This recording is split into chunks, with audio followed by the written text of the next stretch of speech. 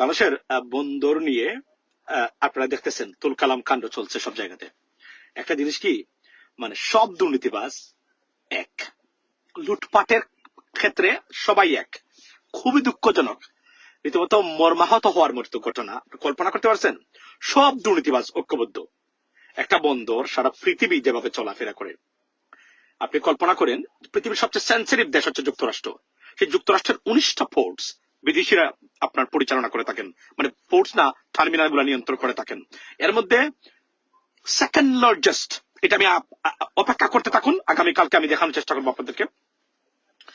দুঃখজনক, এই বন্দর নিয়ে এই দেশটা কিভাবে এগোবে আপনারা আমাকে বলেন। আপনারা তো অনেকেই, আমরা তো অনেক দল পছন্দ করি, আপনার একটা দল আমার একটা দল, আইডিওলজি আছে, কিন্তু দেশ সবার উপরে they don't believe in, এটা তারা বিশ্বাস করে না। আমি মানে আটকে ওঠার মতো পরিস্থিতি যে এই মানুষগুলা আপনাদের মন্ত্রী এমপি হবে এবং এই দেশে তারা কি করবে জানেন? এই দেশকে তারা নিয়ন্ত্রণ কন্ট্রোল করবে, তারা সরকার পরিচালনা করবে। You should be terrified, you should be alarmed, you should be really concerned for that. I'm telling you today. মানে আপনারা চিন্তিত হওয়ার মতো যথেষ্ট কারণ আছে আপনার সন্তানদের নিয়ে এদের এই মানুষগুলোর হাতে রাষ্ট্র ক্ষমতা যখন যাবে। বিশ্বাস করেন, আমি সারা পৃথিবীটা চলাফেরা করে কিভাবে দেখেন। একটা দেশের বন্দর কেন্দ্রিক অর্থনীতি হচ্ছে 90%, মানে আমদানি রপ্তানির মূল বিষয় হচ্ছে বন্দর সারা পৃথিবীতে।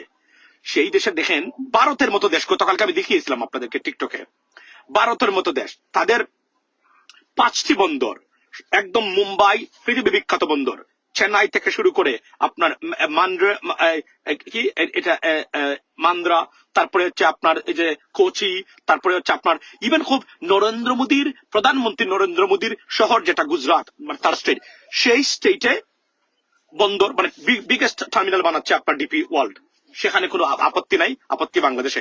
আমি এখন চলে যেতে হবে, ফারদিন চলে আসছে, আপনাদের সাথে কথা হবে অন্য সময় ইনশাল্লাহ। খালি এতটুকু বলি, আপনারা আতঙ্কিত হওয়ার মতো যথেষ্ট কারণ আছে এই রাজনীতিবিদদের দ্বারা। এরা সবাই লুটপাটের ক্ষেত্রে সবাই ঐক্যবদ্ধ। আসসালামু আলাইকুম।